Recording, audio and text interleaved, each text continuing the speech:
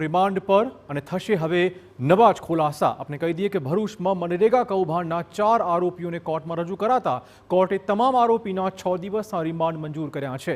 ત્યારે તપાસમાં નવા ખુલાસા થવાની શક્યતાઓ છે।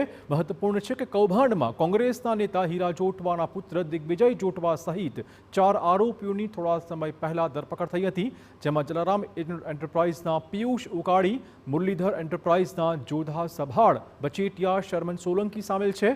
ત્યારે પોલીસ દ્વારા તમામના રિમાન્ડ મેળવીને તપાસનો ધમધમાટ શરૂ કરાયો છે।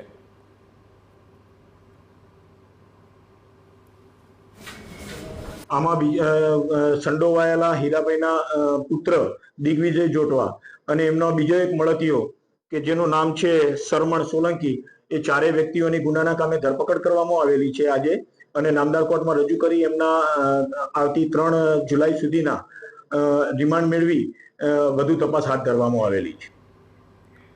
દૂધના